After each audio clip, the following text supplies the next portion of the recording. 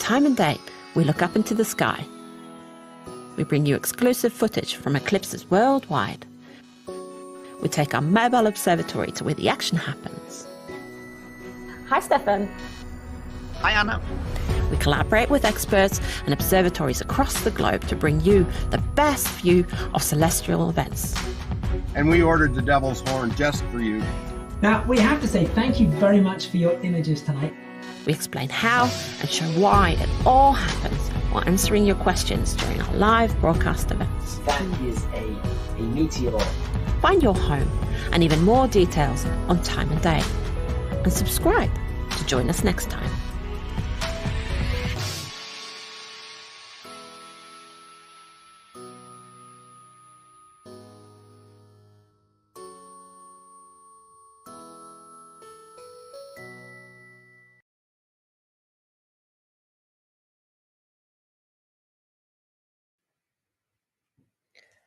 And we are back. We were here 2 weeks ago streaming a partial solar eclipse. I'm Anna Buckle.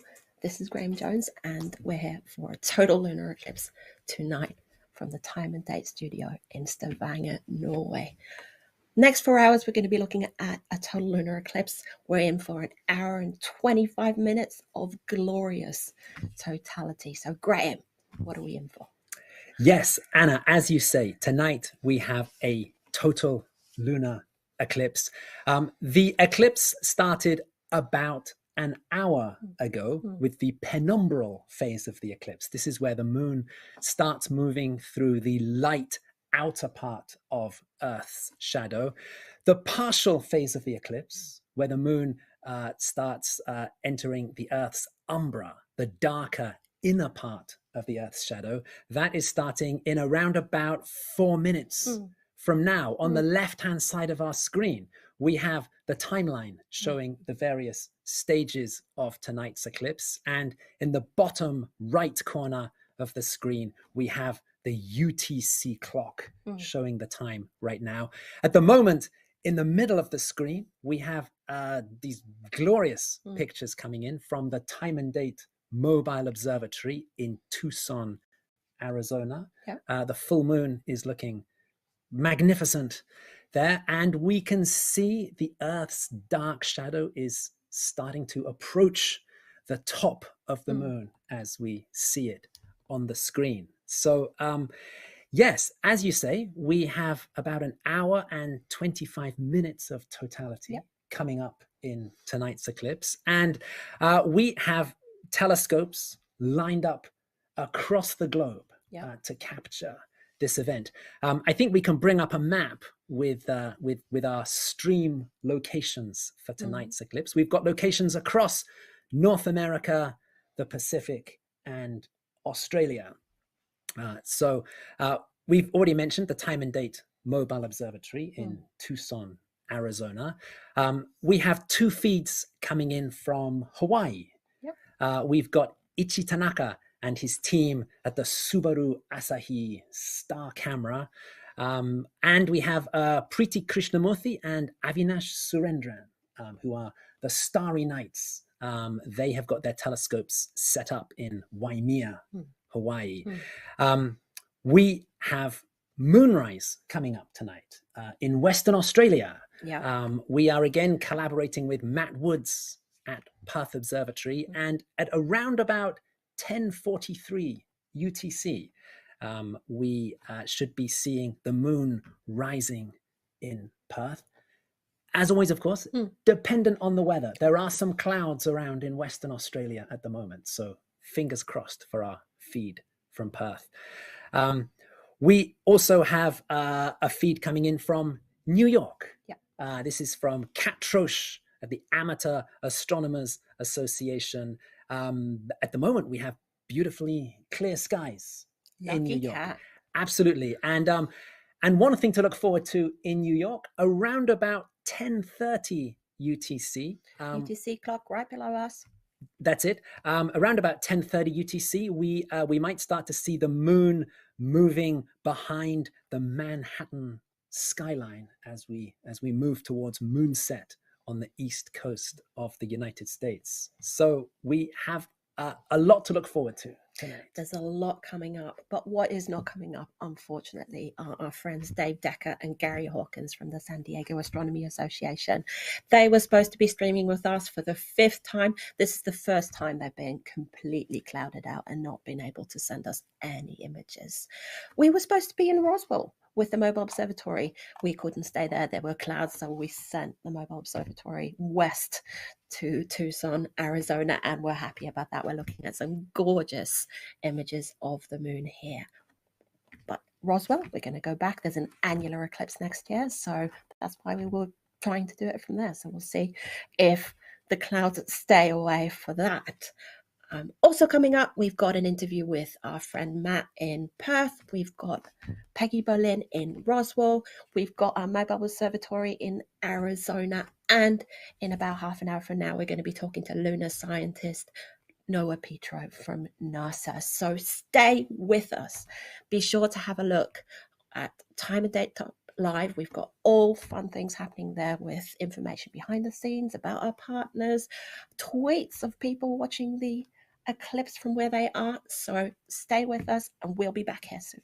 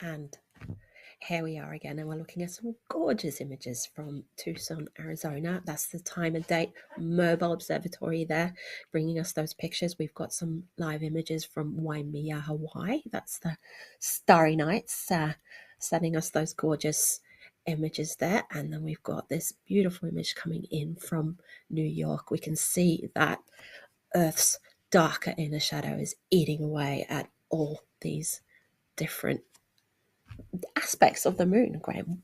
Why do they look different? Right. So the partial phase of this eclipse started about 13 minutes ago, and all of our stream locations are watching the same eclipse happen at the same time. One of the differences is that all our locations have different local times. It's different times of the night. Yeah. So the moon is in a different place in the sky. In Hawaii, for example, the local time right now is about 20 past 11 in the evening on the Monday. So we're coming up to midnight, and the moon is pretty much overhead in Hawaii. In Tucson and in New York, we're into Tuesday morning. In Tucson, it's about 2:20 in the morning. In New York, it's 4:20 in the morning. Yep. We're heading towards the end of night. The moon is heading towards moonset. So the moon's in a different part of the sky, and the orientation of the moon as we see it in the sky is changing. Another thing we should mention, Anna, is that everybody's using different equipment, different telescopes, different setups, different zoom levels, and that gives us a very different image of the moon as well. Different sizes, different colors, different shadings. And telescopes can also flip the image of the moon. Some telescopes can flip it top to bottom, others left to right. Our feed coming in from New York, for example, that's in fact a flipped image of the moon left to right. If you were looking at this partial eclipse in New York in the sky right now, then you would actually see that dark bite of the Earth's shadow on the other side of the moon. So basically, we're all looking at the same moon, but it's at different times in the sky, which changes the aspect. And then we've got equipment that also can flip the whole image and make it look like the dark side's coming from the other side. Right. Yeah. Right. Yeah. We've got our lovely timeline here because everybody who is on the night side of Earth can see a total lunar eclipse. So if it's dark outside, you can go outside, you can see the eclipse. And as you can see from our timeline there, that is a really good, handy countdown for us to use. The penumbral phase is already done, the first penumbral phase, and we're almost a third into the partial phase of this eclipse. Totality, less than an hour to go. You can see the UTC time right below us here. That's easy to use with the timeline there. The moon is going to be eaten away by Earth's umbra, its dark inner shadow, and you're going to see pictures of it right here for the next almost 4 hours. We've already started the show, so we've eaten into those 4 hours as well. But who can see it, Graham? Right. So that's the big question, of course. You can enjoy our stream here on Time and Date, but who can go outside and see it in the sky tonight?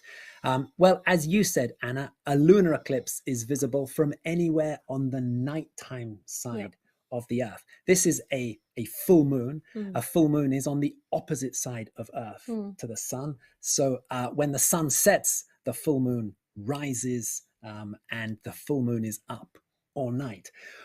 We can go and take a look at our Time and Date moonlight world map to have a look at who can see the moon in the sky at the moment. So this is our moonlight world map. The globe is divided into two. The moon is over the Pacific at the moment, more or less directly above Hawaii, as we were saying. So anyone on that side of the Earth can see the moon in the sky. On the other side of the globe, we can just see the sun is overhead over southern Africa at the moment. That's the daytime side of the Earth. This is a moonlight world map. So on this map, the light area is where you can see the moon, and the dark area is the daytime side of the globe where you can see the sun. So we can see from this map that right now, anyone in North America, it's nighttime. You can go outside and have a look at this eclipse. The western half of South America and the eastern part of Asia, the eastern half of Australia and New Zealand. This eclipse is overhead at the moment.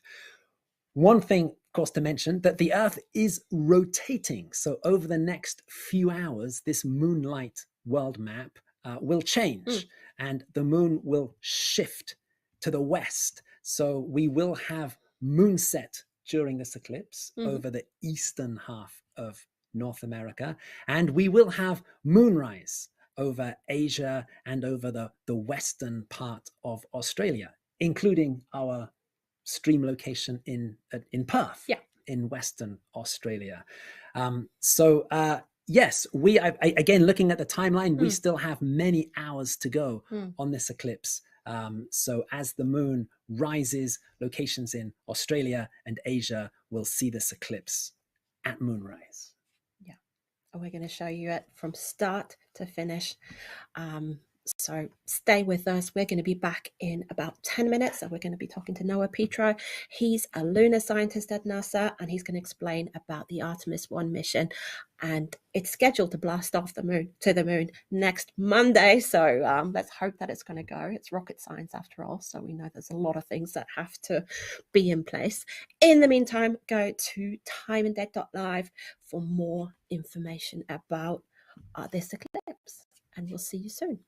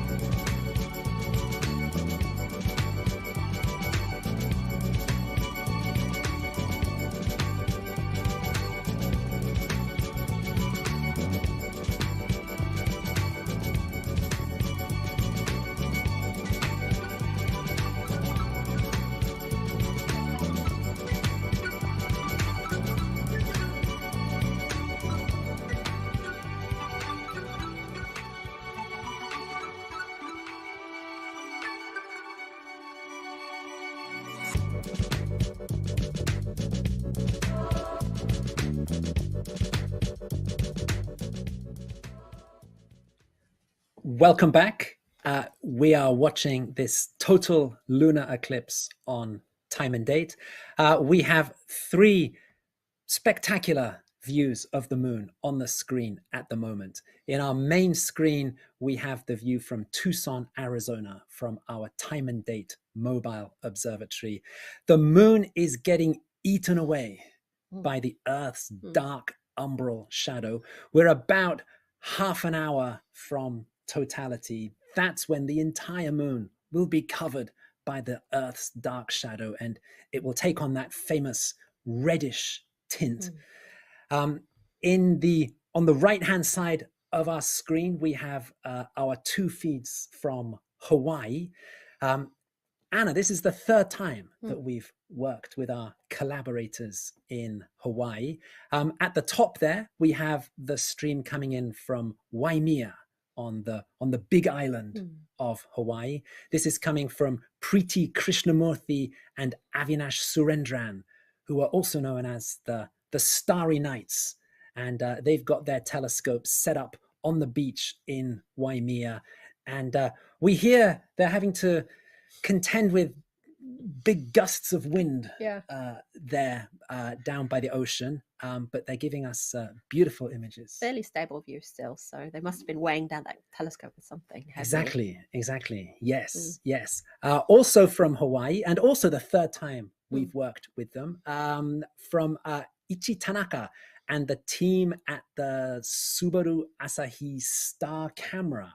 That's the other picture we've got there from Hawaii.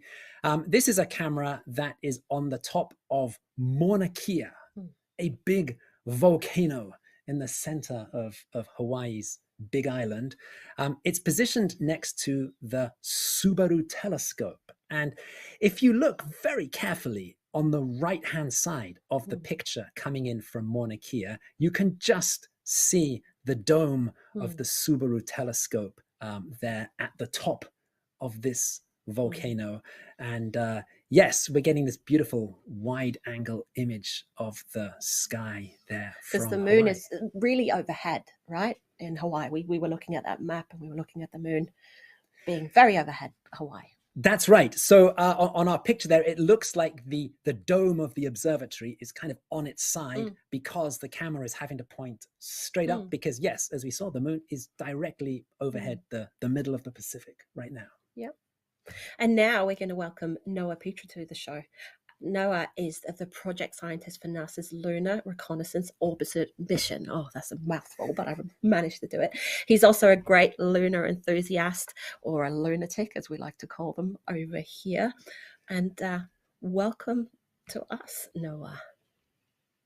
Oh, thank you for having me on. And I hate that my camera is covering over another picture of the moon, but I'll try to make up for it, I guess.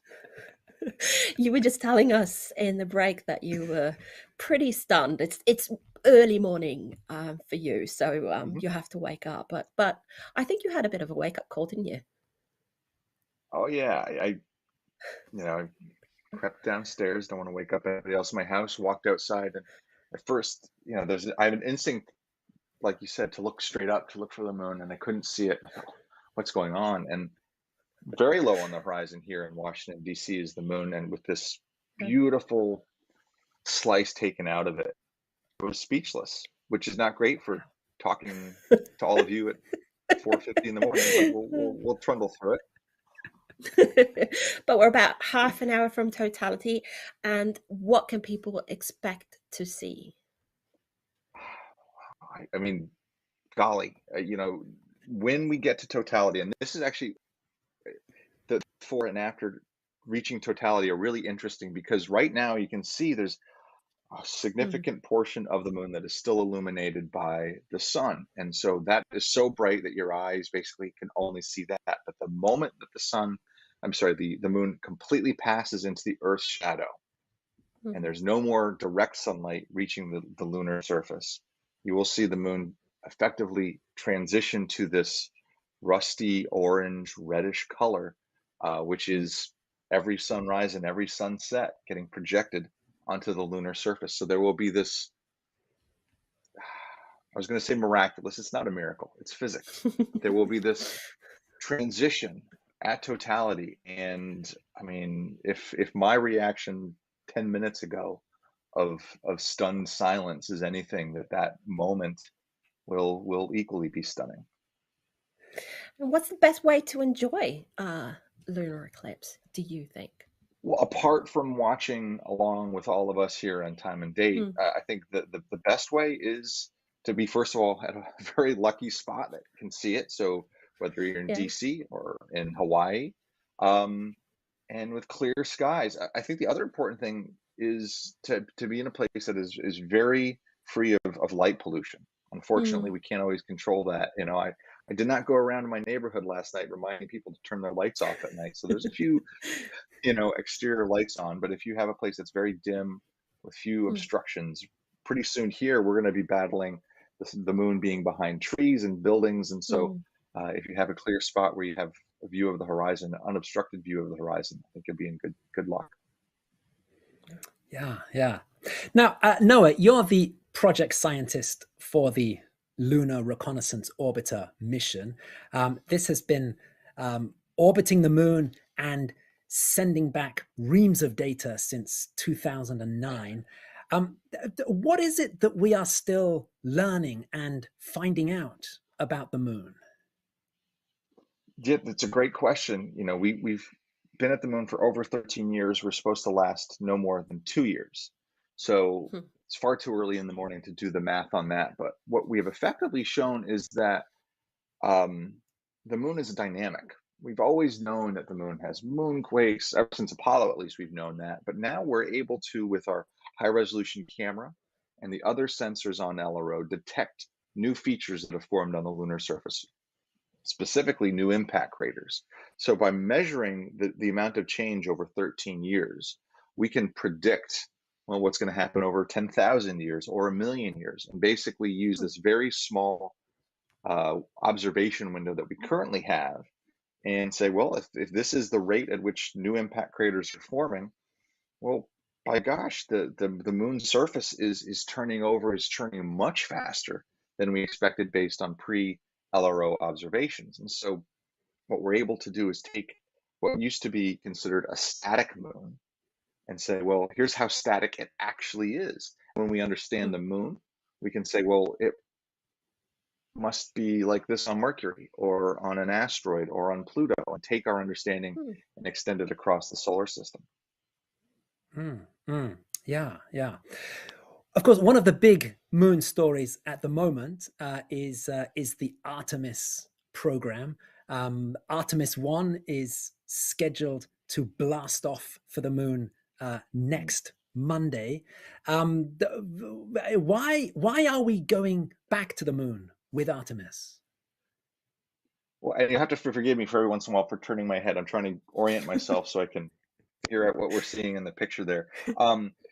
With Artemis, we are building on the legacy of not just LRO, which is, again, beginning to change our understanding of the moon and its environment, but of course of Apollo as well.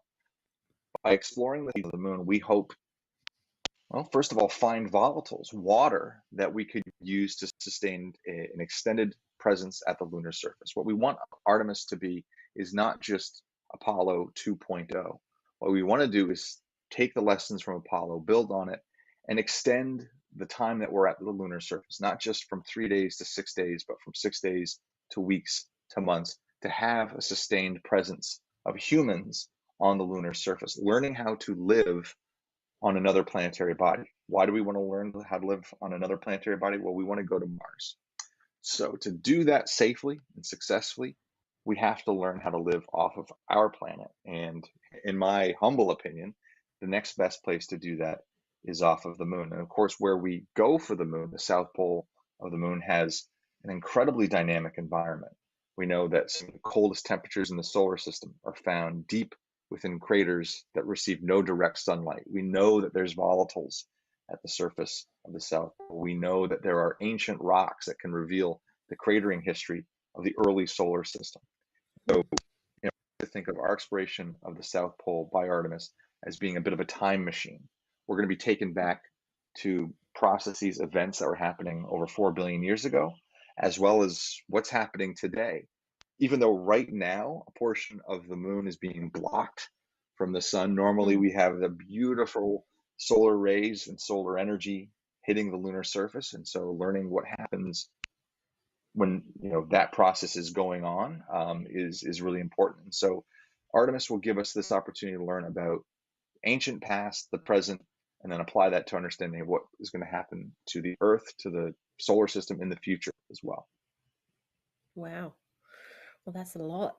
But to take things back to tonight's eclipse, because it's happening right now, you're tilting your head looking at it. What can we learn from a lunar eclipse? So I want to ask all of the viewers to think about what's actually happening to the lunar surface. So imagine you're standing at the Apollo 11 landing site, which is now completely engulfed in the Earth's shadow. So you would have been standing there. It would have been midday, nice hot day at Tranquility Base, and then all of a sudden the sun starts dimming. So not only is it getting dimmer, the sun is fading behind the Earth, it's also cooling. If you've ever been to a beach on a very hot day, the sand gets really hot, but maybe you're standing on a large rock or you have boulders you can stand on, those stay cooler. Well, we know that the moon's surface reacts to temperature, and normally there's 14 and a half days of sunlight and 14 and a half days of darkness for most of the moon, certainly for the Apollo landing sites. But when the sun disappears behind the Earth, it cools very rapidly, like a cloud passing in front of the sun when you're on the beach. And so what we've been able to do from orbit in previous eclipses, although we're not doing that this experiment with this eclipse, and from Earth-based assets, is actually measure that temperature change during an eclipse, that drastic temperature change. And depending on the properties of the surface, how fine-grained the material is or how blocky the material is, that cooling and heating curve during the eclipse of the surface can be different. So we can actually learn about some of the physical properties of the surface of the moon by watching those cooling curves during eclipses. The Diviner instrument on LRO has made those types of experiments, those types of measurements before. Normally it's measuring that normal 14 and a half day cooling and heating cycle during the lunar day. But from Earth, we can do that obviously for near side targets and gain some insight into to the surface of the moon. Wow. I'm amazed that you can talk about all these really complicated things so early in the morning, but it's super interesting. So basically it's day and night, instead of it having 14 and a half days of day and 14 and a half days night. You've got it just in a short period of time. It cools off very rapidly. It's like taking something straight from an oven and putting it in the freezer. And so measuring how rapidly it cools can tell you about the properties of the surface. And again, imagine you're standing on the lunar surface, you're tending to your lunar, and the sun starts disappearing. It's going to rapidly cool down because that energy source, the sun, has just disappeared. Now, in a couple hours, it will come back and it will heat right back up just as rapidly. You don't have that normal, the sun sets and fades very gradually when you get sunset on this, or sunrise on the moon. So this is, again, a unique configuration that we get with these eclipses, that becomes an opportunity to learn something. Wow. Well, that's super interesting, Noah, and thank you so much for joining us here in the show. And we're going to bring on Matt Woods in Perth when we come back. But in between that, check out timeanddate.live. We've got more information about eclipses. We've got images, tweets, background information. And while you're in there, hit subscribe to YouTube. We've got a lot of live eclipse shows coming up in the future. So we'll be back soon.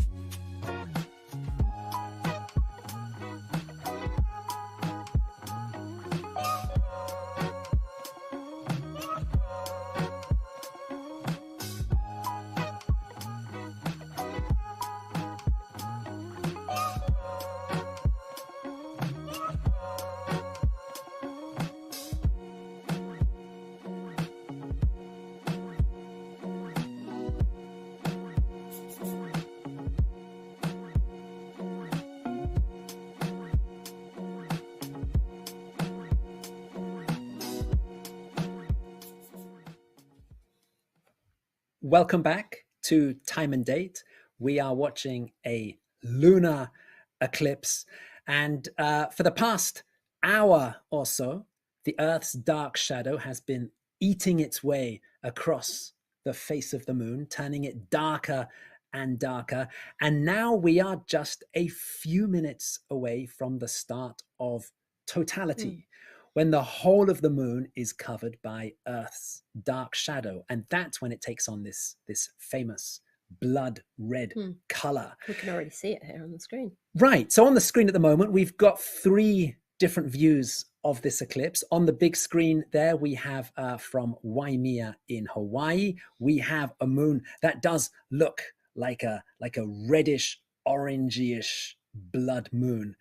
In the top right corner from the Time and Date Mobile Observatory in Tucson, Arizona, we have the same view of the same stage of the eclipse, but we've got different settings here, because when we come from this transition from the partial phase of the eclipse to the total phase of the eclipse, the brightness of the moon changes. So that edge of the moon, which is still in sunlight, that is still extremely bright. The side of the moon that's completely covered by the Earth's shadow is much darker. So in our feed in the top right corner from Tucson, we have the settings set to pick out that sort of crescent bright edge to the moon. In our main feed on the main screen from Waimea, there the settings have been adjusted to pick up that reddish color of the moon's disk. So we're looking at the same event, the same eclipse at the same time, but different settings are giving us different views of either the brighter edge of the moon or the darker, more reddish tint of the lunar disk. Yeah. And we're about half an hour away from moonrise in Perth. Right at the start, we were talking about how the moon would set in the east, but it would also rise in the west. And we're going to be talking to our partner, Matt Woods at Perth Observatory. And we've worked with him 5 times already. He keeps coming back and we love him for it. First time we worked with him was in 2018. So we're going to get Matt on here with us. Hello, Matt. How are you? Hey, how you doing? How you doing? It's quite bright. Yeah, it's quite bright where you are. Yeah, we're coming up to sunset now, so yeah. So it's, And where are you, and who's there with you? Pretty good. Yeah. Well, we've got all our Perth Observatory volunteers, so you saw one behind me beforehand, and but yeah, we're having unfortunately, because it's the moon's rising about 14 minutes before maximum totality, we have a whole set of trees around the observatory. So we've had to leave the comfort of our observatory, which is currently under a lot of cloud at the moment, and come to Matilda Bay. So we're actually on the western side of Perth, and we're looking back towards Perth CBD in West Australia. Yeah, we can see it right above you there. We've got your beautiful view there, and I can see you've got some clouds there in the horizon. Yes, yeah, and yes, they're called our mortal enemy. But we did actually have some dolphins beforehand here, so there was a lot of the kids were really interested in that as well. So yeah. Excellent. Well, it's great to see you there with the team from Perth Observatory, Matt. Can you tell us a little bit about the work that goes on at Perth Observatory? Yeah, so Perth Observatory was actually started in 1896, and we actually created West Australian Standard Time, and so we were one of the big things we were supposed to do was astronomical research. So we were part of the Carte de Ciel project at the very beginning to map the entire southern sky as well as the northern hemisphere, and also just to be able to train surveyors and navigators, plus control the time for West Australia as Australia got close to Federation. But some of the more interesting stuff we've done later on, we co-discovered the rings of Uranus. So we made that joke slightly dirtier. But we did actually a lot of work with Comet Halley back in 1986. So unfortunately, I'm a month old when Comet Halley came into the inner solar system. So I'm going to have to wait till 2061 to see it. But we narrowed down the rotation of the comet to about 24 hours, 20 to 24 hours. And they also found cyanogen jets on Comet Halley as well, which is actually a component of tear gas. So that's fairly interesting. And we've done a lot of asteroid searches. We found exoplanets as well. Since 2015, the volunteer group that was set up in 1996 to help the astronomers run the night sky tours, we've actually run the observatory. So the mental patients have full control of the asylum, and it's been great. We've been able to really get the West Australian public into space and astronomy. And we've coming out of COVID, the first lockdown we had here, we've been about 3 months booked out of our night sky tours. So it's with the international borders reopening this year for West Australia, the problem wasn't getting customers to. It was trying to create spots for the international and interstate people. So it's and it's such a big state. Like, you can go down to the bottom West Australia and it's old English country, and you can go up to the top and you're dealing with desert, red dirt that looks like you're on Mars. So yeah, like Roger, who's helping me tonight, we were at his property in the central wheat belt and doing a workshop for an Orionids 2 weeks ago, and we got aurora. So we were able to get a time lapse of the aurora as well. So yeah, not as good as what you guys get in Norway. We're slightly higher on the world. So, but the southern hemisphere has all the best objects. So I suppose we have to give the northern hemisphere something. So just a little bit there, just a little bit for the northern hemisphere. Yeah, but it's all happening in the southern hemisphere because there's a total solar eclipse happening in April. And what are your plans, Matt? Yeah, so we're heading up there to Exmouth. So we're probably leaving about a week beforehand, and we're going to be doing some astronomy nights while we're up there, going along the way. So we're going to be at the Kalis Brothers site. So this is about half an hour south of Exmouth. So we get about 56 seconds of the actual total solar eclipse. So it's pretty cool because this one's actually hybrid eclipse, which doesn't usually happen over land. No. So, but this is, I think, the first total solar eclipse of about 3 that happens over 30 years over that West Australia gets. So I think the next one's about 2028. So yeah, so I was up close to Exmouth in September. I was in we got up as far as Coral Bay.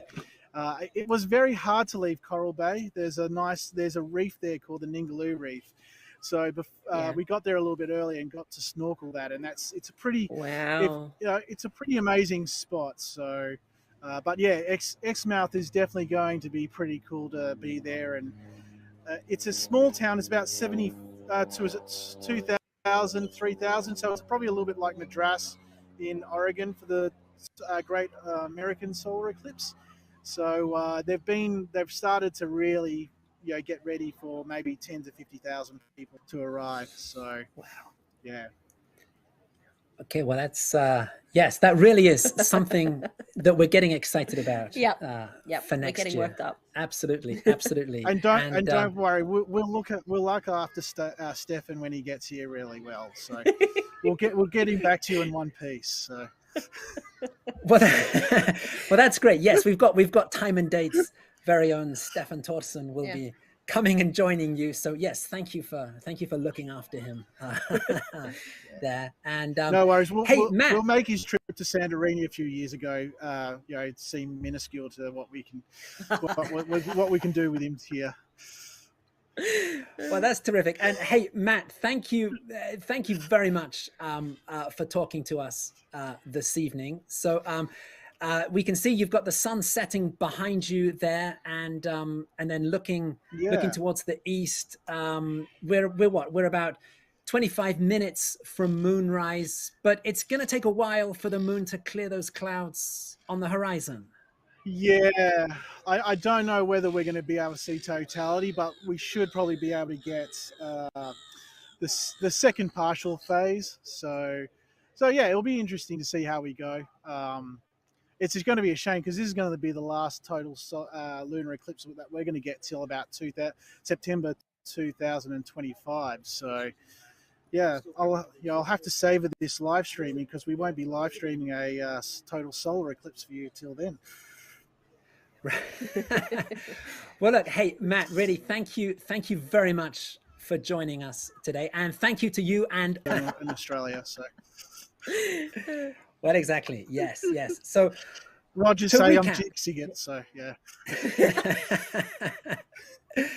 Excellent. So, hey, we are about 8 minutes into the total phase of this eclipse. We have around about an hour and 20 minutes of totality to come.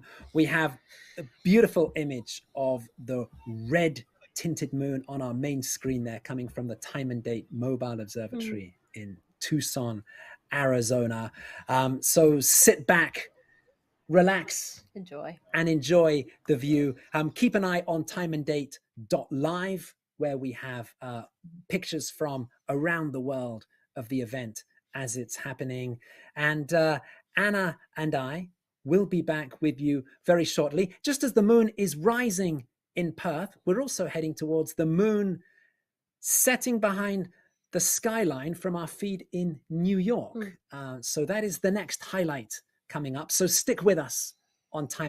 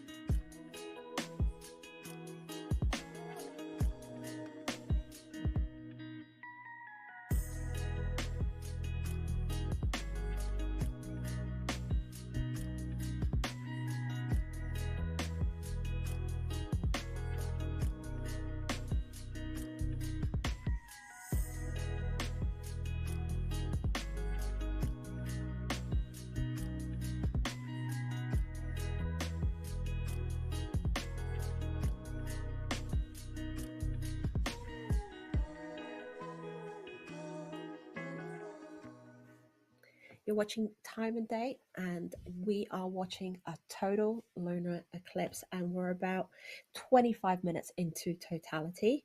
We're looking at a big, beautiful red moon there from Tucson, Arizona, from our Time and Date mobile observatory. And then we're looking at a beautiful, big yellow moon there, depending on the filter that's being used on the moon, from Tucson, Arizona as well. I think that's our solar camera being used on the moon there. So 2 feeds from our mobile observatory, and then we've got quite dim and dark feed from New York, from our friend Kat Prosh. She's in Long Island City in New York, and she's looking across the East River towards Manhattan, and we're waiting for the moon to kind of set behind the New York skyline, maybe even the Empire State Building there. So that's why we're looking at that blackness there. But the full moon is a beautiful deep red color at the moment, and it's much fainter than a normal full moon. We've got the light being filtered and it making it really red, and that makes it easy, like we're looking here at the screen from Mauna Kea, Hawaii, from the Subaru Asahi Star camera. And because the moon is faint, earlier when we were looking at the images from here, it was really, really bright and it was washing out the rest of the sky. But now we actually can see some interesting things in the image there. And what are we looking at, Graham? Right. Astronomers always have this kind of love-hate relationship with the full moon, because the full moon is spectacular to observe and look at, but also it is normally so bright that it can just wash out the sky and make seeing other interesting objects in the sky extremely difficult. But as you said, Anna, during totality, the moon is much fainter, and it does mean that one of the hidden delights of a total lunar eclipse is that during totality, the stars appear to come out in the sky. And we do have a spectacular view of that here from the top of the Mauna Kea volcano in Hawaii, coming from our friends Ichi Tanaka and his team at the Subaru Asahi Star camera. This is a camera that is pointing pretty much straight up at the moment. Here in Hawaii, the local time there, it's coming up to 1 o'clock in the morning. The moon is pretty much directly overhead. It's actually about 80 degrees altitude, which means it is almost 90 degrees, which is exactly overhead. And we can see the beautiful starry background of the sky there. We can see the Pleiades star cluster there towards the top left side of the moon. And yes, the starry sky is one of the great delights of a total lunar eclipse. There are other interesting objects in the sky at the moment. One of these is the planet Uranus, which reaches opposition tomorrow. Opposition is when a planet is directly opposite the sun in the Earth's sky, and it's normally the best time to observe the planet. It's normally at its brightest. Now, Uranus is generally something you need a telescope or binoculars to see, but around the time of opposition, it is possible to see it with the naked eye. Generally, we can't see it tonight because of that big, bright full moon. The moon is also at opposition tonight. It's also directly opposite the sun in the Earth's sky. So the full moon and Uranus are extremely close in the sky. But as the moon gets fainter and dimmer during totality, it does become possible with a telescope to pick out Uranus in the night sky there next to the moon. In fact, in some parts of the world tonight, the moon does actually pass in front of Uranus. There is an occultation of the planet, in some parts of Asia and Alaska. And for the rest of the world, yes, Uranus is there, just really right next to the moon in the sky. Yeah. Other interesting objects in the sky tonight, the planet Mars. Yep. Mars has its opposition next month on December the 8th. That's when Mars will be lying directly opposite the sun in our sky. That's when Mars is at its brightest and fieriest and reddest. And Mars, if you're outside tonight looking up, and if you see a bright reddish star, that will almost certainly be Mars in the sky. Of course, all of these objects you can find on our night sky map, where you can search for different planets in the sky at different times on different dates. Yes, that's all there at our night sky map on timeanddate.com. And you can find that. You can find our night sky map on timeanddate.com. You can go to timeanddate.live for more info, pictures, tweets, background information. Click subscribe so that you won't miss out on future live streams, and stay tuned because we are going to be back with more.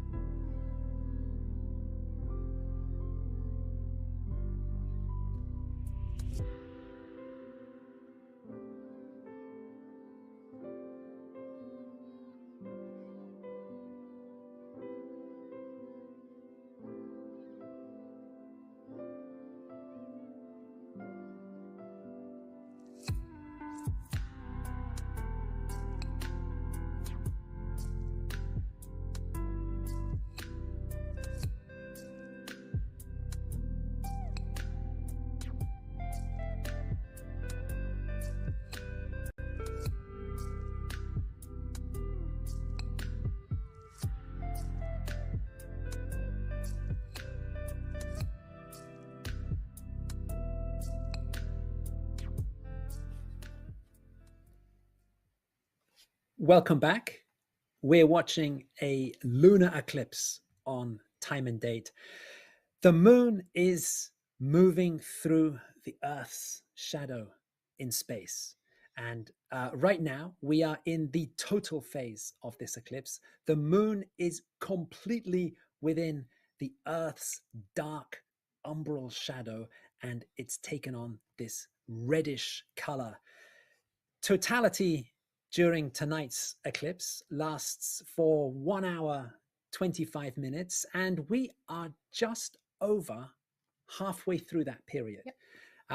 It's 11:04 UTC. We have our UTC clock in the bottom right-hand corner. We've got of our the screen. timeline there on the side showing us exactly where we are in the eclipse. Exactly. And we can see from the timeline that we are just past maximum eclipse.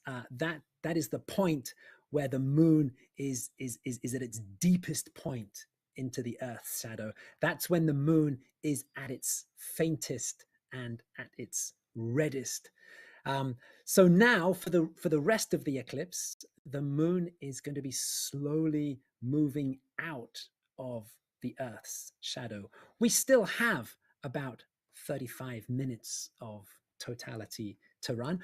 We still have the second partial phase of the eclipse to come. That's when everything happens in reverse compared to what we saw earlier. At the beginning of the eclipse, we saw the Earth's dark shadow eating into the face of the moon. During that second partial phase, we will see the Earth's dark shadow slowly uncovering the moon. At the moment on the screen, we have feeds on the right hand side. We have our two feeds from Hawaii, from Waimea, from the starry nights in Waimea, and below them from the Subaru Asahi star camera at the top of Mauna Kea. We have that great sky view taken from next door to the Subaru telescope. And Anna, on our main feed, on the big screen, we have the pictures coming in from the Time and Date mobile observatory in Tucson, Arizona. Tucson, Arizona. And we had practice that they were going to be in Roswell, New Mexico. And we thought we had a solar eclipse a couple of weeks ago and it was hectic. And we thought this was going to be a quiet one. New Mexico is dry. It's non-cloudy, but Mobile Observatory, our colleagues Konstantin Bikos and Stefan Thorsen had to put their skates on, get in the car and travel 8 hours, 9 hours, I'm not sure. It was a long drive west to Arizona to get clear skies. And I've been hearing here in the break, they've been running on adrenaline and energy drinks because they haven't been getting a lot of sleep between the jet lag and they're getting ready for this eclipse. So we're going to bring on our colleague Konstantin Bikos onto the screen now. And there he is. Hi, Hello. Konstantin. How are you? Hi, Anna and Graham. Nice to see you. I'm Nice to live see from you. Tucson, Arizona. Tired, cold, haven't had a shower in ages, but enjoying the show. This is so much fun. And how, and we know you ended up in Tucson, Arizona, but how did you choose? How did you end up there? We have been looking at weather projections for days, every minute of every day in the last few days, trying to find that sliver of blue skies that you can kind of rely on. And southern Arizona in the last few days got more and more secure, the most secure location for us to be to film, to bring you these nice clear images without clouds. So Yep. there was no option, unfortunately, to stay in Roswell. We're really sad about this. I mean, it's fantastic and beautiful here in Tucson, but we wanted to be in Roswell with our friends from the Roswell Astronomy Club. But just goes to show nature does its own thing and sent us clouds, so we couldn't stay there, unfortunately. And you've been literally chasing the eclipse. And tell us a little bit about your adventures over the past couple of days. We've been reading a little bit about it on our live news feed on timeanddate.live, but tell us a little bit about what you guys have been up to since you left HQ in Stavanger, Norway. Yes, well, it's been what a trip it's been. We have traveled across the Atlantic Ocean and many hours in a plane and many hours in a car, across the prairies of eastern New Mexico. It's beautiful there, and you feel alone with the sky. It's beautiful. And we got to Roswell and got to meet the lovely folks at the Roswell Astronomy Club and their president, Peggy Berlin, whom I think you will also interview later in the show. And who has been such great help setting up everything in Roswell, and unfortunately we couldn't stay there. And yesterday we got up at 4 o'clock and started driving westward to Arizona, and it was quite a trip. What can I say?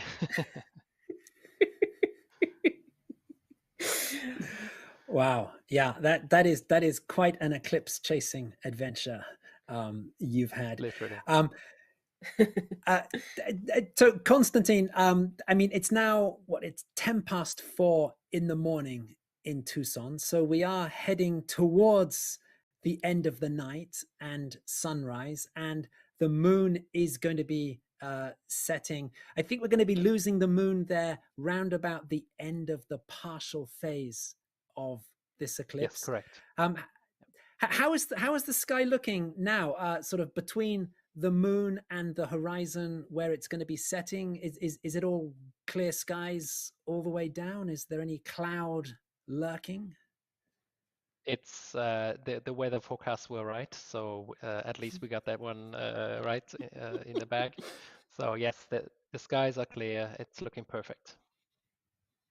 Excellent, great. So we will be enjoying your stream from Tucson right the way through to the end of the partial phase of the eclipse. We're very happy about Wonderful. that. And if you're interested in more, go to timeanddate.live.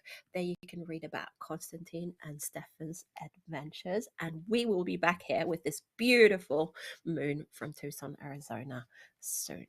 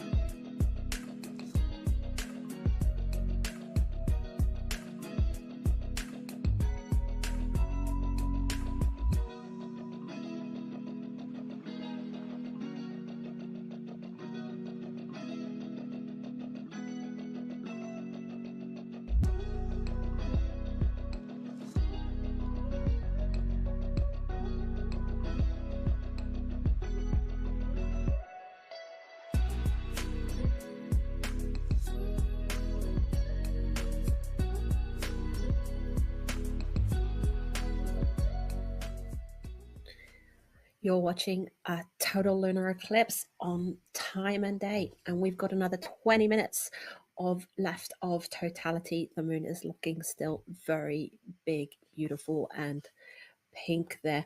In New York, the moon has disappeared behind the buildings. It will be setting in Tucson around the end of partial, so we still have beautiful images to go there.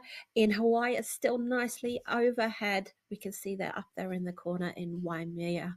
It's hanging out there beautifully pink. And then in Mauna Kea there as well, you can see it right on the edge of the dome of the Subaru telescope there. In Perth, the moon is still hiding behind some clouds. We're waiting for it to rise above them so we can show you some images of the moon there. We've got a red moon, we've got a yellow moon, we've got a pink moon, and it all looks a bit funny. And why is that, Graham? Right, we've seen some very different views of the moon during our live stream tonight. Yes, firstly, as you say, we've seen some very different colors and shadings of the moon. One reason for this is that different setups have different filters and different settings, and they all kind of capture slightly different shades of color of the moon. Right there from Tucson, Arizona, on our main screen, we have that very sort of pinkish, totally eclipsed moon, looking a lot yellower through the view from our other telescope that we have set up. Of course, the interesting question is, what does it look like with the naked eye in the sky? And what we're hearing from Stefan and Konstantin on the ground in Tucson is that the naked eye view of totality is somewhere closer to the yellowish moon. Sort of maybe between the red and the yellow color, something like an orange color. It's actually very difficult to capture that naked eye shading of the moon with telescopes and cameras. So yes, that's why we're looking at different colors of the moons. We're also looking at different orientations of the moon. If we look at the moon in the top right corner from Waimea in Hawaii, we can see that the orientation there is not quite the same as the moon we're looking at from Tucson, Arizona. Now this difference is all down to what time of night we are looking at this moon. So in Tucson, Arizona, as you said, Anna, we're heading towards moonset. We're heading towards the end of the night, and the moon is edging down towards the horizon. In Waimea, we are still in the middle of the night, and the moon is still overhead. Now, this makes a difference to the orientation, because as the moon moves across the sky, it appears to rotate. If you can imagine a speeded up night where you watch the moon, the full moon, rise over the eastern horizon, move across the sky, pass above you, and then set beneath the western horizon, in that speeded up view, you would see the moon appear to rotate as it moves across the sky. You say appear. Right. Because it's not really the moon that's rotating in the sky. It's actually us rotating on the earth. If you can imagine, we watch it rise in the east and set in the west. In between those two events, we have to turn around so we can watch it over the opposite horizon. And when we turn around, that is, we are effectively rotating. So this rotation of the moon, it's actually the observer rotating rather than the moon. But that's another difference that we're seeing in these feeds from different parts of the globe. Oh, and we've got some images coming in there from Perth. We've got quite a bit of cloud covering, but that's definitely a blood red moon behind there. There is, yeah. So here we are then. Still fairly soon after moonrise in Perth. So the moon is very low down. There's a lot of atmosphere that we have to see through to get to the moon. Also, of course, the moon is, as we've been talking about, very faint because it is covered by Earth's shadow. Mm. So yes, we are getting some pictures there of a very faint moon, very low in the sky, close to the horizon, through that cloudy sky. And yes, that's great to see from the team at Perth Observatory. And we're going to leave you here with these beautiful images from Tucson, Waimea, and Perth, Australia.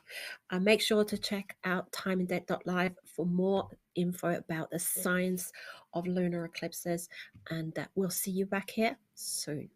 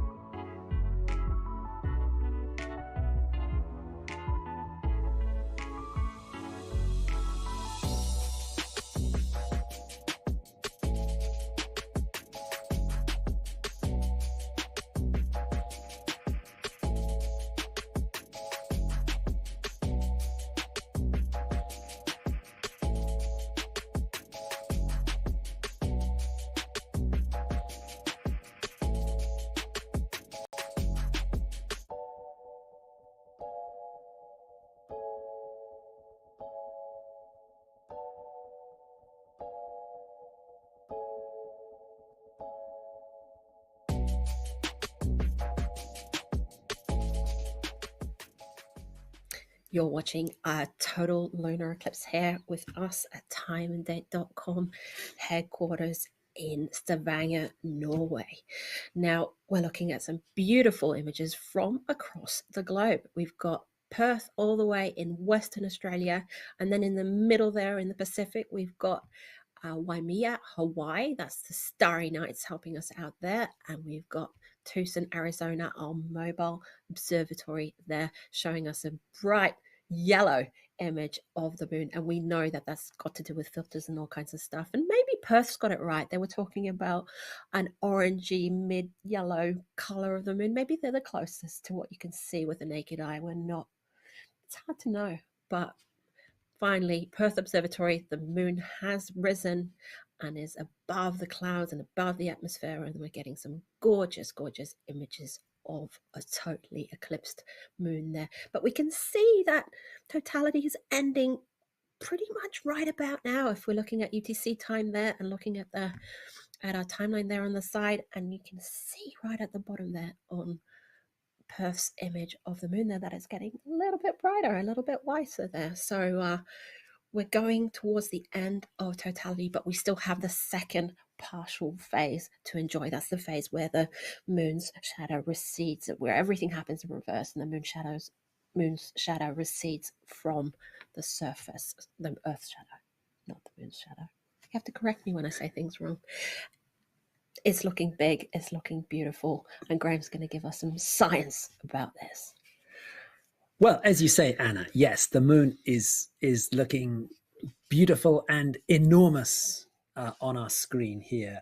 And in a lot of the photos on our live blog, the moon is looking huge in the sky in many of the photos. Of course, when we actually step outside and see it in the sky, the moon is actually rather small in the sky. It has an angular diameter of about half a degree. Now, how big is that? Yeah, exactly. So the half a degree as a guide, if you take your little finger and you hold it at arm's length, the width of your little finger is about 1 degree. So the width, held at arm's length is the rough guide. So the width of the full moon is about half the width of your little finger held at arm's length, which is also about the size of the sun in the sky. The moon and the sun have an almost identical size in the sky. This is something, of course, we really see during solar eclipses. We're going to be talking about solar eclipses that are coming up later in the show. And during a solar eclipse, we can really see there that the sun and the moon have pretty much the same diameter in the sky. That raises an interesting question. Okay. If the sun and the moon appear to be the same size in the sky, that means that we can say that if the sun is X times bigger than the moon in real life, then it must also be X times further away. Yeah. So that when we see them in the sky, they appear to be the same apparent size. So then the question is, what number is X? How much bigger is the sun than the moon, and how much further away is the sun than the moon? Our early astronomers had a go at working this out, and they came up with a number of about 19. 19. They thought the sun was about, round and nice number. Right, about 19 times bigger than the moon and about 19 times further away. And that kind of feels like a reasonable number. But in fact, we now know that the number is much bigger than that. The actual number is about 400. Yeah. The sun is 400 times bigger than the moon, and it's 400 times further away. And that then becomes a rather remarkable coincidence. Perfect coincidence there. Right, like a perfect coincidence. Like the sun and the moon are so different in size, but when we see them in the sky, they are almost the same size. I mean, if we think about it, You know, if the moon was the size of a grape, 400 times bigger, the sun would be the size of a 3-story building. Wow. And yet, when we see them in the sky from Earth, they appear to be exactly the same size. That is It's a little bit of a yeah, that is a remarkable coincidence. It is a little bit of a brain explosion situation going there. So please keep watching. We've got Totality has ended, but I think the moons are looking fairly beautiful and colored still, pink, purple, orangey, neon. They're looking really beautiful there. And we still have an hour of the second partial phase to go. And we're looking at these great pictures that some of them are from the Time and Date Mobile Observatory. And 2 weeks ago, our CEO, Stefan, was in the Arctic filming a partial solar eclipse with our colleague, Adalbert. And today he's traveled to the US desert with our colleague, Constantine, that we met just a few minutes ago or half an hour ago or so. Now, we also want to give a mention to all the wonderful people that are working behind the scenes. You see us here on the screen, but we've got people in our air, we've got people in the next rooms doing huge jobs. And the person that's running the amazing live news feed on timeanddate.live, that's our partner. Helping the conversation on social media is Matthew, Kobe, and Ina Maria. Managing everything in the control room, we have Gustav, Jason, Andy, and Anya. And finally, and not the least, we have our special mention to our designer, Ingvild. She's been producing the graphics and on-screen info for these shows since the start. And she's been playing a key role in emotional support and design. And she's leaving Time and Date at the end of the year. Thank you, Ingi. We love you. Best wishes from all of us. So go to timeanddate.live. That's where you see all the busy bees working away, and you can find our live news feed, updates on the eclipse, our partners, pictures, lots more. And we will see you back here very soon.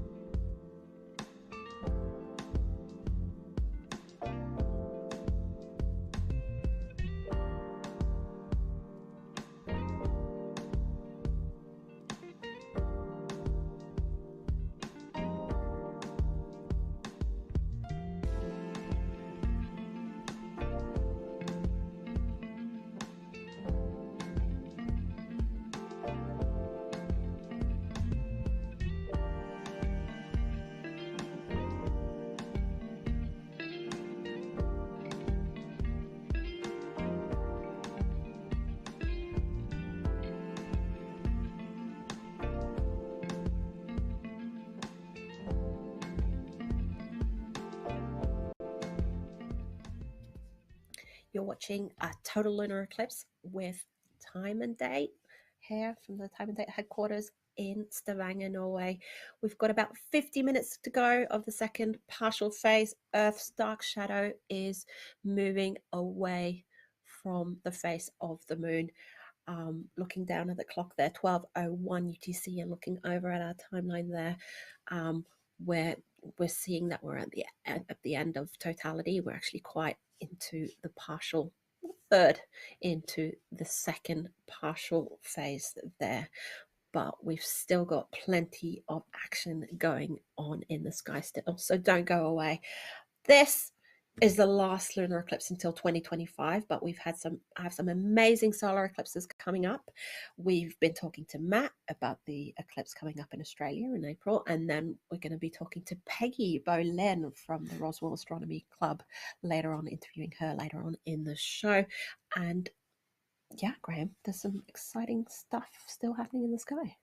There is. Anna, the 2020s are something of a golden decade for solar eclipses. And we have two very exciting solar eclipses coming up next year, 2023. Yeah. We have a total solar eclipse that is crossing a small part of Western Australia. And we have an annular solar eclipse that will be passing across North America and South America. We can take a very quick look at a map for these eclipses. We can bring up here. This is the map for the Australia total solar eclipse. This is April 20th, 2023. Here we see Australia, and on the left-hand side of the map, we see that very, very narrow reddish pinkish path. This is the path of totality. You need to be somewhere in that very small strip to see the moon completely cover the face of the sun. And the remarkable thing about this eclipse is that path of totality, it starts off across the Indian Ocean, but it just clips a small peninsula of Western Australia. This is the Northwest Cape, and this very narrow path just clips this small peninsula, and it means we will have about 1 minute of totality there on the Northwest Cape. We will be there. We are teaming up with Matt at Perth Observatory, and our very own Stefan Thorsen will be there with his telescopes, and this is coming up on April the 20th, 2023. 6 months later, we have an annular solar eclipse. Now, an annular solar eclipse happens when the moon is a bit further away and is a bit smaller in the sky, so it doesn't quite cover the sun completely. Instead, it gets silhouetted against the sun, and we have the effect of a very narrow ring of fire in the sky. Just as we looked at the path of totality for the Australian total eclipse, we can have a look at the path of annularity for the annular eclipse, and we can bring that up here. So this pink path that's going across the southwestern corner of the United States, this is where you can see annularity, this ring of fire in the sky. It comes in from the Pacific, it crosses the US from Oregon to Texas, it then goes out into the Gulf of Mexico, and then through Central America, Colombia, Brazil, ends up in the Atlantic Ocean. One thing we should say on our maps here, Anna, is that we've also got some cloud coverage on here. See the dirty bits of clouds. That's right. Yeah. So this is using our cloud tool. It's based on satellite data for the past 20 years, and it shows the average cloud cover around October 14th, which is the date of the annular eclipse. And we can see that, there is a lot of cloud generally over the eastern half of the United States, but that southwestern corner of the United States is, historically around October 14th. It's generally Looking cloud good. free. It's looking good. Yeah. So of course, the fingers crossed for clear skies on October 14th for that annular solar eclipse. And again, we'll be covering that live. And for that, our mobile observatory will be in Roswell, New Mexico. So make sure you hit subscribe on our YouTube channel so you don't miss it. Make sure to check us out on timeanddate.live. But we've also, I want to recap, we've got this total solar eclipse coming up in Australia in April 2023. In October, we've got a second solar eclipse, and it's in the world famous city of Roswell, New Mexico. And then we've got a little alien pointing there at the Ring of Fire. And that's why we're going to be talking to Peggy Bolin next. She's the president of the Roswell Astronomy Club, and she's the reason we were in Roswell for the lunar eclipse as well, but had to find the clear skies. And we're crossing our fingers still for clear skies in 2023, and it looks like that on the map. So take a look at timeanddate.live. While you're in there, click subscribe. Make sure you don't miss out on our future live shows, and we're going to be back talking to Peggy at 5 o'clock in the morning in Roswell.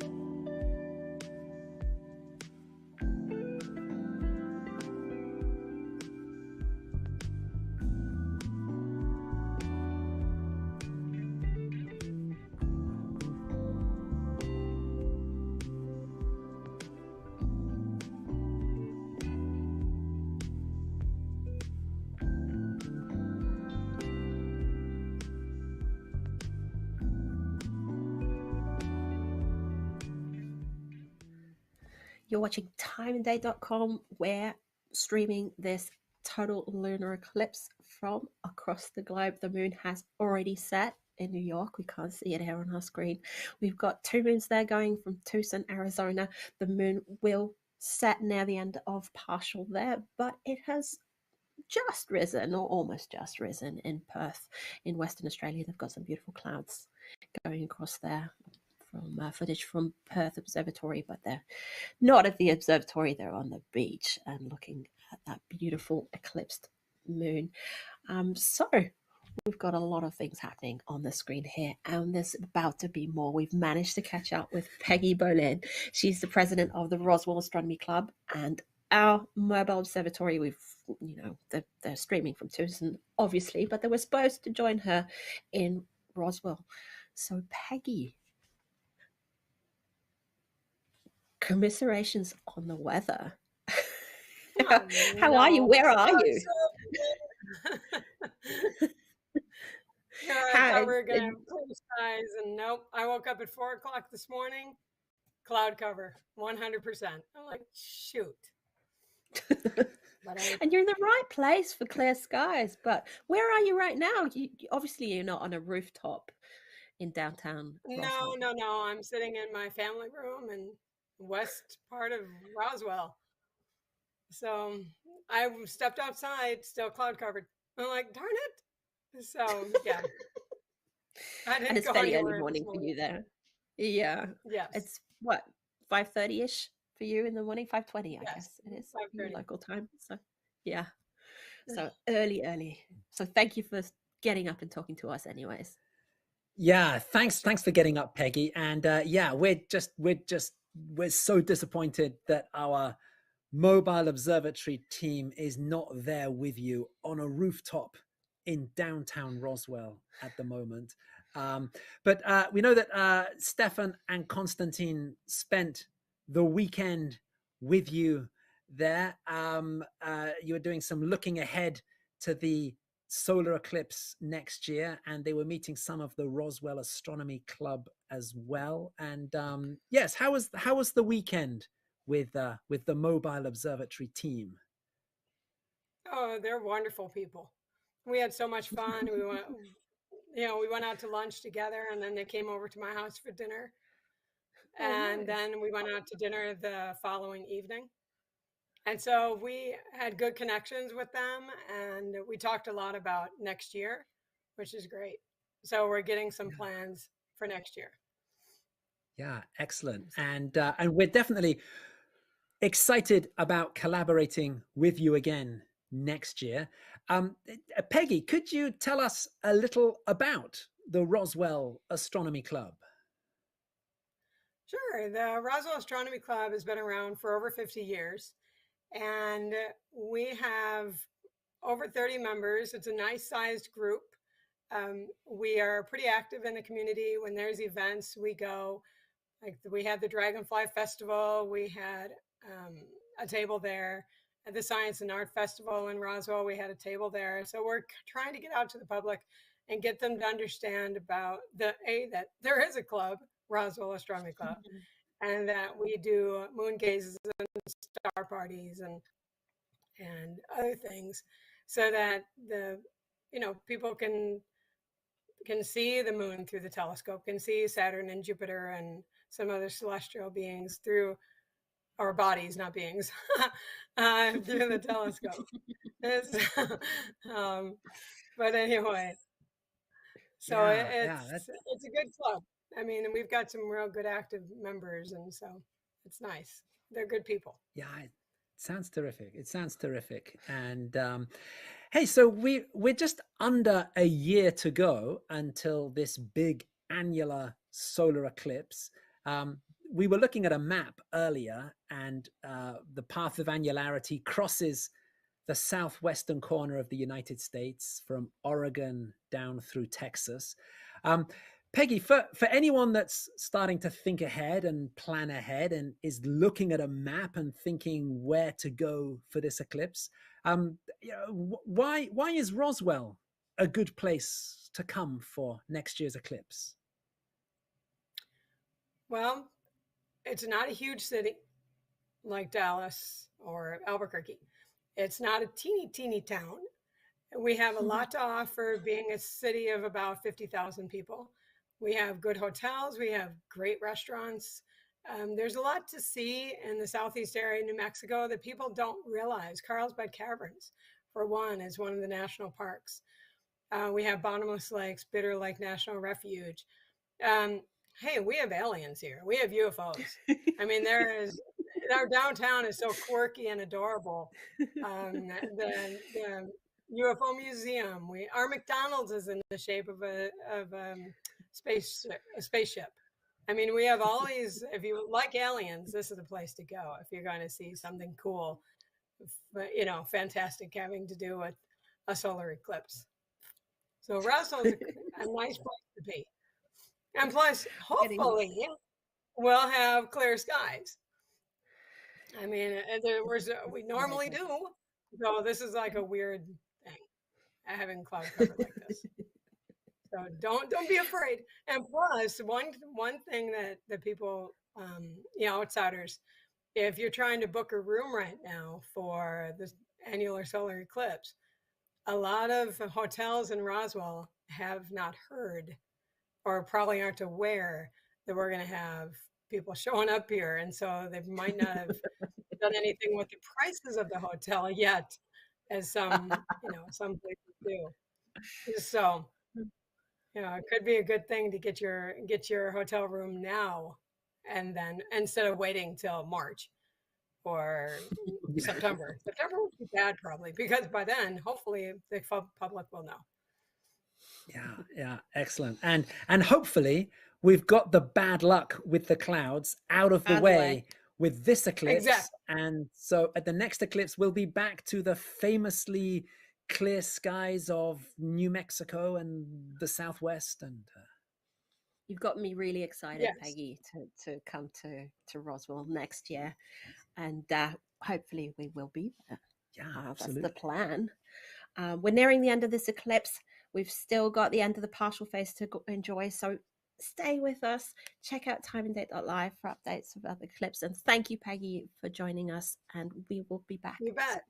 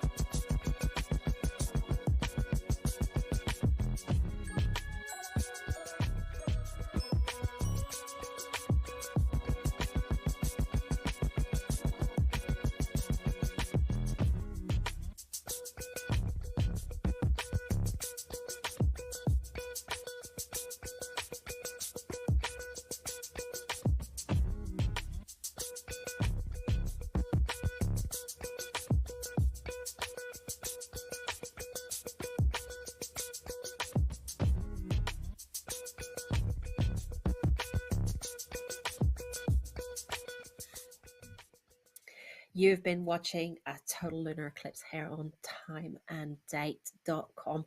The partial phase is ending about now. We've got 3 telescope feeds still going strong. We know that the sun has just risen in the moon has just risen in Perth, Australia, in Hawaii, in Waimea. It's still pretty much overhead, and in Tucson, Arizona, we can see that the image is kind of wobbly there. It means that the moon is quite low in the sky. It's going through has to go through some thick horizon there, some thick atmosphere on the horizon. And we've got, I don't think it's clouds, I think it's trees, cactuses. I think that's what Stefan told us in the break. So there's starting to cover up the moon there as it's setting in Tucson, Arizona. There's always something interesting in the sky, so keep an eye on our social media channels, our news articles, and our night sky map is a really great tool to go in and look at planets, look at the moon, look at the sun, and look at their position in relation to each other. So there's a lot of fun going on in the sky. As you say, Anna, there's always something interesting in the sky. Back in September, Time and Date was at the Europlanet Science Congress, which is it's a big annual get-together of planetary scientists and astronomers and science communicators. We were chairing a session on astronomy outreach and using live broadcasts of things like eclipses, to do outreach to the public. We also did a small presentation on some of the astronomy highlights coming up throughout the 2020s and 2030s, over the next 20 years or so. We were looking at notable eclipses that were coming up, and also some notable conjunctions and close approaches where planets appear to get close together in the sky. And by the way, on the screen there, that definitely looks like the moon setting behind some trees. There in Tucson. That's some beautiful leaves going on there. That is quite a spectacular moonset. Interrupted by the moon. Absolutely, yes. Yes, we were talking about close approaches of planets. Yes, we were highlighting some of the forthcoming closest approaches. One of them is happening very soon, in January. In fact, on January 22nd next year, there is a close approach between Venus and Saturn in the early evening sky.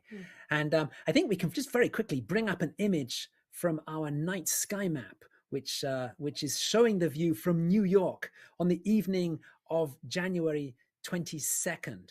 This is at 17:30 local time. We can see a very thin crescent moon just about to set. And above that, there is that very bright star. That in fact is not a bright star. That in fact is 2 planets very close together. That is Venus and Saturn. They will be separated by just 1/3 of a degree in the sky, which is extremely close. How did you do it, with your little finger? Right, so 1 degree is kind of the width of your little finger at arm's length. So 1/3 of the width of your little finger at arm's length will be the distance between Venus and Saturn in the sky. Yes, we have, as you say, there's always something interesting happening. So yes, it's good to keep an eye on our social media channels, on our news pages, and on our website for everything that's happening in astronomy. But unfortunately, we're nearing the end of this eclipse, and what an eclipse it has been. And we owe it to our beautiful and very talented partners that we've been working with several times now. So in Hawaii, we've got Ichi Tanaka and his team at the Subaru Asahi Star Camera. They're the ones that gave us that beautiful wide angle of the sky with the dome there on the side.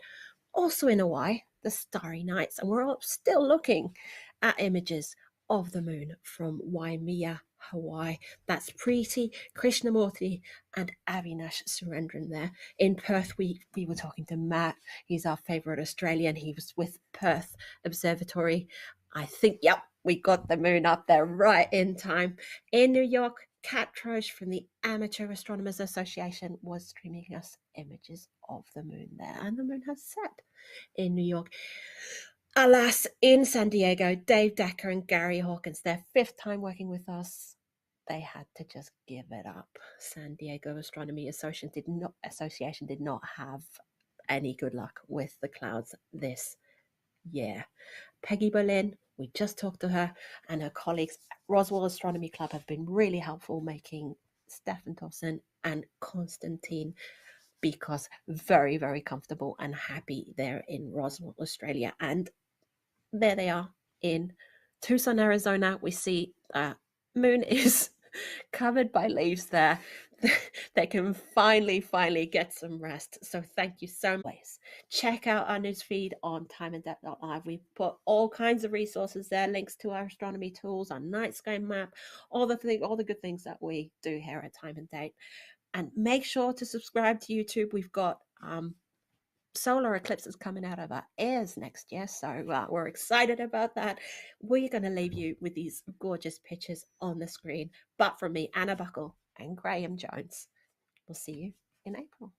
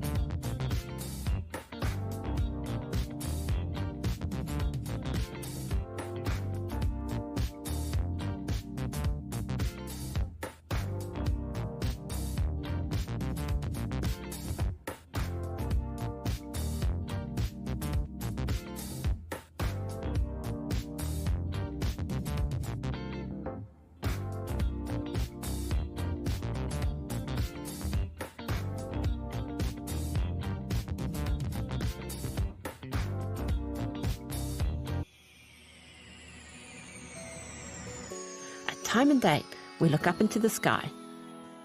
We bring you exclusive footage from eclipses worldwide. We take our mobile observatory to where the action happens. Hi, Stefan. Hi, Anna. We collaborate with experts and observatories across the globe to bring you the best view of celestial events. And we ordered the devil's horn just for you. Now, we have to say thank you very much for your images tonight. We explain how and show why it all happens while answering your questions during our live broadcast events. That is a meteor. Find your home and even more details on Time and Date. And subscribe to join us next time.